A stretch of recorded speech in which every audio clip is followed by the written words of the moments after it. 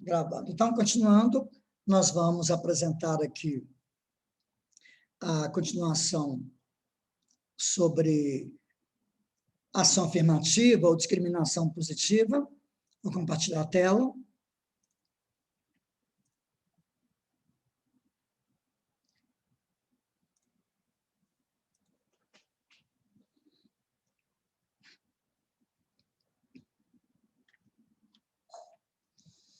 Ação afirmativa é a mesma coisa que discriminação positiva.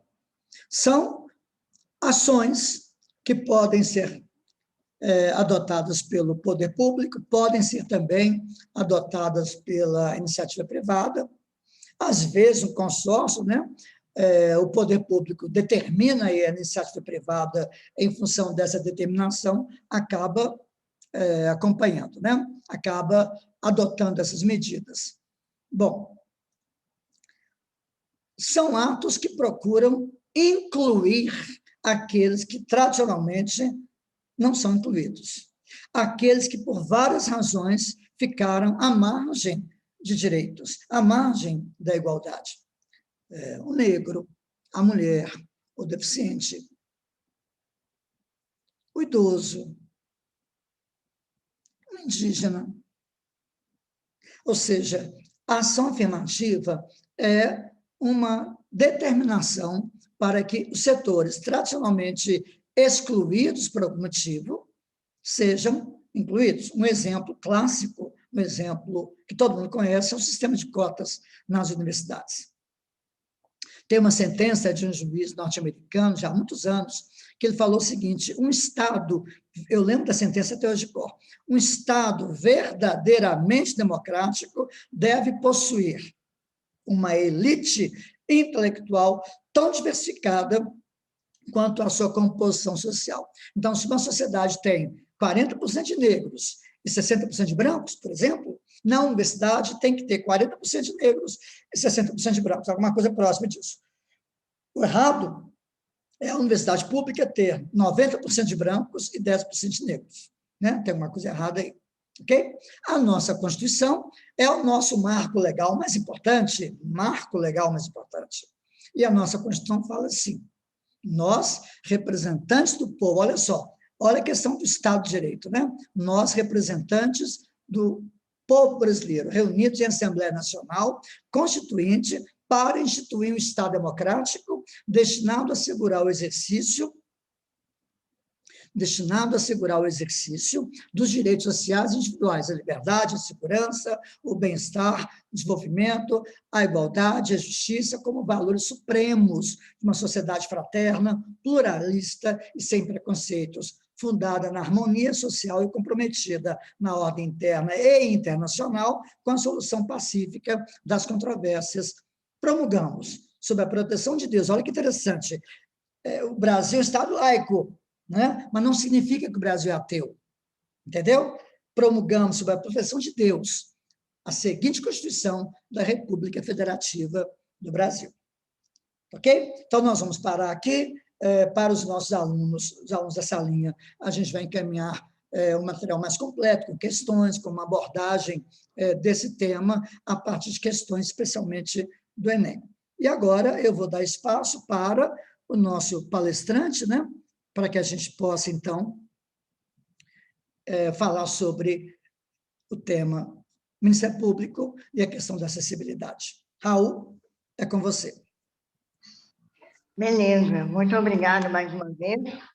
E é uma sequência, né? Eu acho que hoje aqui serão tratados temas que, como você muito bem disse, são coringas, que, embora tenham uma correlação entre si, individualmente também são um substrato muito interessante para uma redação com conteúdo propositiva, né? E dentro do formato que o Enem exige, né? Então, acho de suma importância que as pessoas que estão nesse momento, né, se preparando para uma redação, tenham conhecimento mesmo sobre esses temas, no sentido de poder utilizá-los, né, dentro de várias temáticas que podem ser apresentadas. E aí, né, a gente escreveu um tema bonito, né? Acessibilidade, Ministério Público, garantias fundamentais de um Estado democrático de direito. Claro que eles têm uma correlação entre si, mas eu vou tentar fazer uma conceituação individual de cada um, no primeiro momento, para que sirva de argumentação, tanto individual, quanto, caso eles apareçam de maneira interligada, a gente consiga também fazer esse link. Né? Então, a primeira pergunta que eu quero responder é por que e o que é um Estado democrático de direito? Né? O porquê é porque você muito bem começou falando, a Constituição, que é a nossa lei maior, ela diz que o Brasil é um Estado democrático de direito. Então, isso tem um peso muito grande. Né? A Constituição, ela rege como o Estado vai exercer o poder, mas ela também rege como a sociedade deve se organizar. Né? Por mais que o conhecimento acerca da Constituição ainda seja algo inacessível para a maioria do povo, ela rege o nosso jeito de ser. O Enem, por exemplo, se você escrever alguma coisa na redação que vai contra a Constituição, é um erro. Né? Então, assim, isso é muito importante. Por isso, é muito importante que esses temas sejam sempre ventilados. Né? Então, Estado Democrático de Direito. O que é o Estado? O Estado ele é uma criação humana para viabilizar a vida em sociedade. Bom, resumida e popularmente falando, né, o Estado é uma entrega do poder da sociedade para instituições que vão exercer poderes, né, por meio dessa delegação da sociedade. Então, é uma estrutura institucionalizada que exerce poder. Qual poder? Poder legislativo, executivo, judiciário. Em todas as esferas, federal, estadual e municipal. Então, nós temos o legislativo federal, a Câmara, o Senado, que constituem o Congresso. Nós temos o legislativo estadual, com a Câmara dos Deputados, né? E nós temos o legislativo municipal, são a Câmara de Vereadores. Temos o Poder Executivo Federal, na figura presidente da República. Poder Executivo Estadual, os governadores. Poder Executivo Municipal, os prefeitos. E temos o Poder Judiciário, na esfera federal e na estadual. O Poder Judiciário, ele não tem uma estrutura municipal, mas ele se organiza, ele se subdivide em comarcas que abrangem municípios. Então, ele não deixa de ser exercido também no âmbito do município. Só não tem ali uma figura, né? Igual tem a figura do vereador, que é tipicamente municipal, você não tem ali um juízo municipal, mas você tem um juízo ao qual o município é vinculado. Então, essa estrutura, ela é essa, o Estado é isso. E essa estrutura existe para, resumidamente, viabilizar a vida em sociedade. Acho que isso é muito importante, porque toda vez que a gente fala de um instituto, é muito importante a gente ter em mente o ideal a que ele se propõe. Apesar de as perversões do dia a dia fazerem com que ele não atinja o seu ideal, é bom saber por que ele existe, até para exigir, né, a sua correta aplicação ou o seu correto modus operandi. Né? E no Brasil, infelizmente, o Estado, em alguns aspectos, ele se deturpa. Né? Muitas vezes ele se inclina a interesses particulares, enfim. Estou problematizando muito mais para provocar uma reflexão daquilo que pode vir a ser uma temática a ser explorada numa redação, do que também para dar uma resposta. Né? Então, Estado democrático de direito. Democracia. A gente está acostumado a entender democracia como sendo a vontade da maioria, né? Porque a democracia, de maneira geral, é o povo exercendo a soberania por meio da eleição periódica de representantes, né? Mas, na prática, acaba que é a vontade da maioria. A grande questão é que não existe democracia sem a representatividade de toda a sociedade, sem nenhuma exceção. Se algum grupo social não tiver voz, não tiver representado, tem-se um problema na democracia daquele Estado, né? Enfim, daquele grupo. Então, aqui eu quero deixar como reflexão a problemática da representatividade. Até que ponto essa eleição periódica, né, de representantes, de dirigentes, ela reflete a sociedade que nós somos. Quais grupos têm acesso a essa representatividade? E mais, temos a representatividade política, no sentido de definir aqueles que, de alguma maneira, definem os rumos, né, da nação, estabelecem normas e tudo mais, mas temos também uma representatividade social, referencial, né? Até que ponto grupos da sociedade, e aí eu já vou começar a falar um pouco mais sobre pessoas com deficiência, porque é o que eu vivo e é o que eu tenho segurança de falar, até que ponto nós estamos ocupando lugares sociais para, por exemplo, se tornar uma referência no esporte, ou uma referência acadêmica, ou mesmo uma referência política, né? Então, assim, isso é muito importante. E o berço da nossa democracia é exatamente isso, é oportunizar ao maior número de pessoas possível essa possibilidade de se enxergar como cidadão, né? De onde eu vejo, no Brasil, infelizmente, as pessoas com deficiência ainda lutam para terem a sua condição de pessoas reconhecida, muitas vezes, né? E aqui eu estou falando por muito. Eu talvez falo de um lugar de privilégio ainda, social, econômico, mas, infelizmente, a realidade da maior parte da população com deficiência não é essa, né? E aqui já puxando um gancho, uma coisa que eu acho que é fundamental em qualquer redação sobre o tema. Pessoa com deficiência. Esse termo é o termo correto e é o que precisa ser usado. Mas de novo essa coisa do termo. Sim, o termo com o qual a gente se refere a algo reflete a nossa visão sobre aquilo.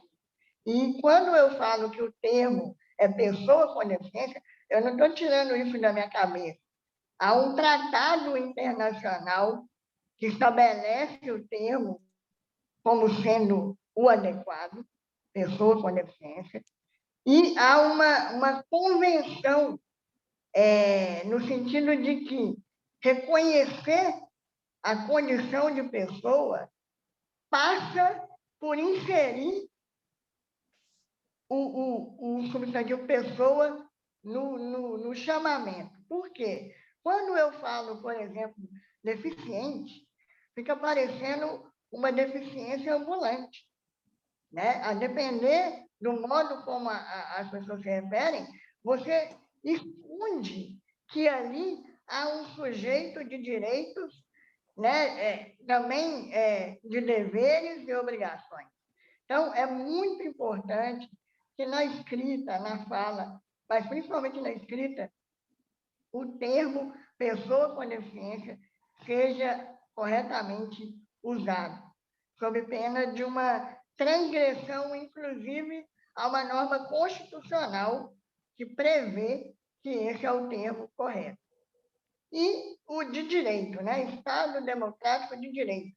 O que é esse de direito? O professor já falou muito bem. Significa que nós somos regidos por leis, por normas, né? E eu acrescento algo. Significa também que para se executar ou para se manifestar ou se decidir em âmbito público, precisa-se de uma formalidade. A lei, ela estabelece formalidades específicas para cada caso de manifestação pública, né? Enfim, eu não posso, por exemplo, reclamar de uma decisão judicial fora do processo, que não seja numa via recursal. Eu não posso reclamar uma decisão administrativa com a qual eu não concordo na mídia. Por quê? Porque eu tenho um rito, eu tenho um meio estabelecido por lei que eu preciso seguir para exercer, né, a minha cidadania, o meu poder, que também é meu, que o Estado exerce, né, que o Estado, de alguma maneira, executa, mas que também é meu, mas eu tenho um modelo, eu tenho um formato dentro do qual eu preciso agir, né? Então, é isso. Estado democrático de direito. O de direito quer dizer que todo o nosso ordenamento jurídico ele está interligado e ele precisa fazer, de alguma maneira, fugiu o termo, mas fazer reverência à nossa Constituição. A Constituição é a nossa lei maior. Né? Nós temos várias normas no país, decretos, leis federais, leis estaduais, leis municipais, decisões judiciais que acabam, de alguma maneira, fazendo lei, né, em alguns casos, mas tudo isso precisa estar de acordo com a Constituição. Todas essas manifestações públicas precisam estar de acordo com a Constituição. E aí a gente pincelou dois direitos que são fundamentais, que são direitos humanos e que também são constitucionais, também estão no bojo da nossa Constituição e, por isso, precisam ser muito mais do que respeitados, promovidos e defendidos, né? Que é a acessibilidade e o Ministério Público. Bom, falando um pouco da acessibilidade. A acessibilidade ela é muito comumente vinculada às pessoas com deficiência. Eu aposto que a hora que eu falo acessibilidade, todo mundo lembra de rampa, de, né, enfim, elevador e tudo mais. E isso é a acessibilidade propriamente dita. Né? Foi dentro dessa perspectiva que esse termo ganhou conhecimento e tudo mais. Mas para vocês que vão fazer uma prova, né, e que podem usar esse termo com mais mobilidade dentro de várias temáticas, eu queria convidar vocês a olhar para isso de uma maneira mais ampla. A acessibilidade, de uma maneira geral, é um conjunto de mecanismos necessários para permitir o acesso, o trânsito, a permanência e a saída de algo ou de algum lugar. É uma facilidade na aproximação, no tratamento ou na aquisição de bens e serviços. Ou seja, por mais que pode ser que o tema da acessibilidade venha posto no lugar ali da adaptação arquitetônica e tudo mais, a gente também pode se apoderar desse termo e reivindicá-lo em outros níveis. Por quê? Sem a acessibilidade, sem uma sociedade acessível, a gente não tem, por exemplo, democracia. Um dos maiores entraves à real democracia, inclusive, é a falta de acessibilidade a alguns bens, serviços e direitos que algumas parcelas da sociedade ainda precisam lidar, né? Então, assim, ampliar esse termo e também considerá-lo em outros níveis, sob outras perspectivas, é fazer com que ele seja um argumento a mais para que a gente alcance aquilo que o professor trouxe que está lá no preâmbulo da Constituição, uma sociedade pluralista, diversa, pautada na justiça, não é? Isso tudo que a gente, em tese, né, acorda que queremos ser. Então, sem acessibilidade em todos os níveis, isso se torna uma utopia, né? E aí eu pincelei na própria Constituição, depois esse material vai ser passado para vocês aí pelo professor, alguns exemplos de acessibilidade que são oportunizadas às pessoas com deficiência, muito dentro dessas políticas afirmativas. Trata-se de ações afirmativas que inauguraram toda uma luta que ainda continua. E aqui eu queria abrir um parênteses para falar algo que também serve como elemento para qualquer direito humano. Direitos humanos nunca são algo estabelecido e pronto. Eu aprendi na Faculdade de Direito que a combatividade ela é inerente à busca por direitos humanos. Direitos humanos nunca é uma coisa pronta. Sempre tem-se algo para conquistar dentro do estabelecimento de um direito humano. Então, por mais que eu vá trazer aqui exemplos de acessibilidade, de coisas que estão estabelecidas para as pessoas com deficiência, não quer dizer que isso aconteça na prática, infelizmente. Quer dizer que isso foi dado um pontapé inicial legal para que isso seja compreendido dentro de uma normalidade e de uma possibilidade jurídica, mas que, infelizmente, não é algo à disposição. Em paralelo a isso, direitos humanos, em tese, deveriam ser direitos imediatamente oportunizados, mas não são. Outra problemática a ser explorada, né? A ser, enfim, esmiuçada. E aí eu queria começar com a acessibilidade social. Por quê? Uma das grandes barreiras hoje das pessoas com deficiência no Brasil é a barreira atitudinal. Eu me lembro uma vez que eu estava no ônibus, eu já era servidor do Tribunal de Justiça aqui de Minas, trabalhava no Fórum Lafayette, estava indo para o ônibus, e uma senhorinha que nunca me viu na vida virou para mim e falou assim: você está indo buscar seu benefício?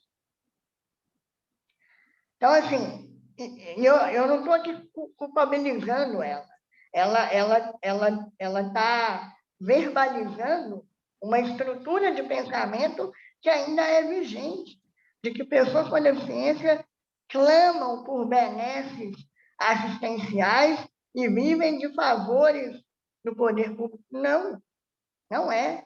Há muito tempo, pessoas com deficiência já protagonizam as suas próprias histórias. Né? Então, quando eu falo em acessibilidade social, e aí eu trago o artigo 3º, inciso 4º, que fala promover o bem-estar de todos sem preconceito, olha, eu tenho o direito de viver em sociedade sem necessariamente ter de ficar o tempo todo respondendo a preconceitos que se tem a respeito de pessoas com deficiência. Certo? Então, assim... Deixa eu completar uma coisa aqui. Eu trabalhei em várias escolas, sou professor do SUMA há muitos anos, da salinha também, com o Mário Lúcio. Mas eu estava uma vez, eu sou deficiente auditivo, dando aula para uma turma de medicina, uma escola famosa aqui em Belo Horizonte, turma de medicina. Eu estava de costas. O deficiente auditivo, ele não tem olho nas costas. Ele precisa ver quem está falando com ele, né? E aí um aluno gritou comigo, ele me chamou, eu não escutei, e ele gritou. É outra coisa, falar mais alto é diferente de gritar. Aí ele gritou comigo, gritou meu nome. Estudante que pretende fazer medicina. Olha que legal. Ele gritou comigo, eu virei, já fui na garganta dele. Eu já fui na garganta dele, eu disse para ele o seguinte, olha, o meu problema é auditivo, o seu é cognitivo. Como é que você vai ser médico? É assim que você vai lidar com alguém deficiente? O menino até chorou, sabe? Ele assustou quando eu fui na garganta dele. Mas é uma questão muito interessante isso aí. Vocês estão prestando atenção. A acessibilidade é algo muito mais amplo do que a questão física de subir uma escada, descer uma rampa. É algo muito mais amplo, muito mais sério. E além, como o Raul disse, do direito de estabelecer, nem sempre o direito é cumprido, respeitado, né? Exatamente, exatamente. E, infelizmente, em vários níveis, né? Não só no nível pessoal, como foi esse caso, mas muitas vezes no nível institucional até, né? Muitas vezes o próprio Estado ele é o descumpridor, né, dessa norma, né? E aí, a acessibilidade legal também é talvez uma das mais importantes. O artigo 5º fala, todos são iguais perante a lei. Então, independente da minha deficiência, da minha raça, da minha cor, eu tenho que ter acesso à lei, no sentido, tanto no sentido de alguma maneira, contribuir para a sua formação, quanto no sentido de questionar a sua aplicação em meu favor ou meu desfavor. Né? O acesso à justiça, né, também se soma a isso como uma acessibilidade que precisa ser alcançada e oportunizada a todos. Temos a acessibilidade laboral, por meio da proibição de qualquer discriminação no tocante a salário, né, e a critérios de admissão em razão da deficiência. Tem a questão da cota também, que também entra aí como uma política afirmativa de acessibilidade, né, laboral também. Temos no artigo 37 o acesso ao serviço público, que fala que a lei reservará percentual dos cargos em empregos públicos. Então, isso também é uma política afirmativa de acessibilidade. E temos a acessibilidade educacional. Aqui o artigo 208 da Constituição fala: o dever do Estado com a educação será efetivado mediante a garantia de atendimento educacional especializado. Aí a Constituição ainda usa o termo aos portadores de deficiência. Está errado. No meu documento que eu vou mandar para vocês, botei um asterisco em vermelho, coloquei, o termo correto é pessoa com deficiência. Preferencialmente na rede regular de ensino. Aqui eu quero falar de uma coisa que é um direito fundamental, é um direito humano constitucional da pessoa com deficiência e que precisa ser, dentro da lógica de combatividade, buscado cada vez mais. A educação inclusiva. As crianças com deficiência hoje no Brasil estão tendo dificuldade de se matricular em escolas por N motivo. Porque fazer a acessibilidade no lugar físico é um custo a mais, porque possibilitar um profissional de apoio escolar é um custo a mais. E aí, transcendendo essas questões, porque são problemáticas, eu preciso dizer que a educação inclusiva ela precisa ser promovida pela sociedade o quanto antes, porque ela não é um ganho só para as crianças com deficiência, ela é um ganho para a sociedade. A convivência em diversidade, ela é muito rica, e sem ela, nós nunca vamos avançar nessa busca por igualdade e por uma sociedade realmente inclusiva. E temos também a acessibilidade propriamente dita, que é essa coisa da adaptação dos logradouros, né? Enfim, da coisa da rampa e tudo mais. Então, já fechando aqui o tema da acessibilidade, 3 coisas que eu quero deixar claro. A acessibilidade não é só para pessoas com deficiência, como muitos dizem e querem acreditar. E talvez, se numa redação isso vier muito... É importante que se diga que toda a sociedade se beneficia de um meio físico acessível, de uma escola acessível, de um mercado de trabalho acessível. Então, a acessibilidade ela não serve só a uns, ela serve a todos. A acessibilidade ela ainda é um direito simbólico. Nós ainda temos muitas previsões legais e pouca aplicabilidade. Basta cada um descer de máscara, né, hoje em dia, na porta do seu prédio e olhar o seu passeio. Se 1% de nós nos depararmos com um passeio acessível, eu acho que vai ser muito, infelizmente.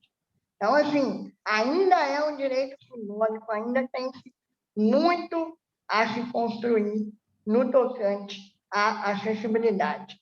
Professor, só para eu tirar uma dúvida, quanto tempo mais ou menos eu ainda tenho? Eu dei uma acelerada aqui. Nós temos 7 minutos, Tá, mas nada impede que a gente abra outro link. Tá. Aí eu deixo a cargo nós temos 7 minutos. Tá, eu vou falar do Ministério Público de maneira ampla, né? No material que eu vou mandar para vocês tem isso mais detalhado, mas em relação ao Ministério Público, o Ministério Público também é uma garantia constitucional fundamental, porque ele é uma instituição que faz a interface da sociedade com o Estado. Ele é quase que um balizador nessa relação, ou deveria ser. Aqui, mais uma vez, eu trago o que é o Instituto no seu ideal e o que é a perversão dele na prática, né? Provocada muitas vezes por pessoas que mal se utilizam dele. Então, é um órgão auxiliar da justiça. Ele não pertence ao Poder Judiciário, ele não possui poder judiciário, ele não precisa ser provocado para agir.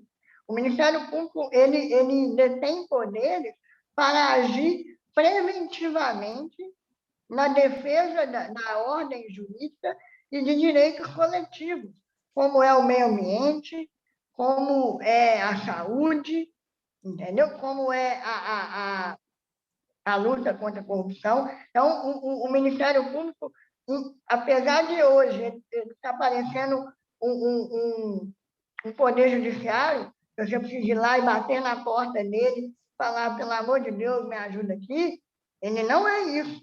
Ele deveria agir com uma prevenção muito maior do que ele age, né? E, acima de tudo, o Ministério Público existe para que tudo se faça dentro da ordem jurídica estabelecida primordialmente pela Constituição. O Ministério Público precisa ser um defensor da Constituição. E aí, dentro daquela estrutura federal, municipal, o Ministério Público ele abrange o Ministério Público da União e o Ministério Público dos Estados. E o Ministério Público da União ele se subdivide em Ministério Público Federal, Ministério Público do Trabalho, Ministério Público Militar e o Ministério Público do Distrito Federal. Esse é o MPU. O concurso que eu fiz foi para o MPU. E eu fui lotado, né? Eu fui designado para o MPF. Essa é a esfera federal do Ministério Público.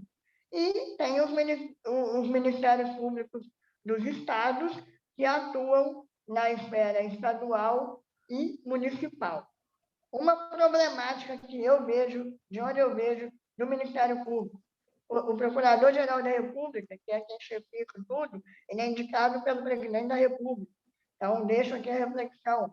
Até que ponto um órgão que deveria ser a interface do Estado com a sociedade, que não tem poder em si, né? Ele exerce uma função pública, mas não tem poder aqui.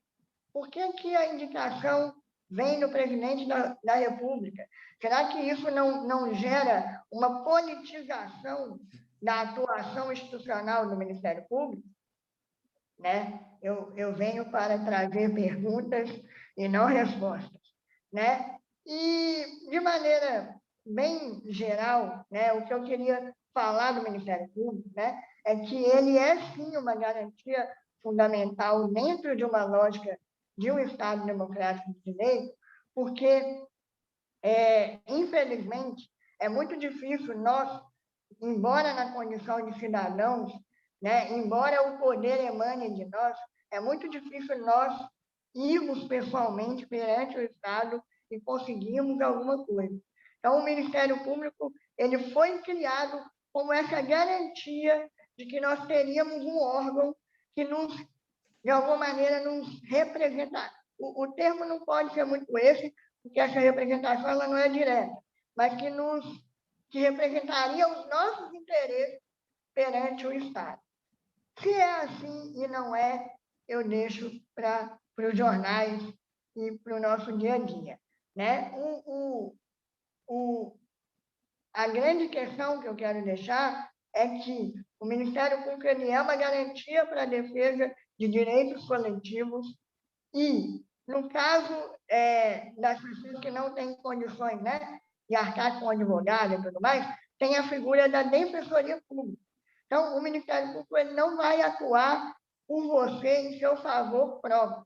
Ah, eu estou com uma demanda com meu vizinho, vou procurar o Ministério Público. Não, isso não é uma causa para o Ministério Público, é uma causa para a Defensoria.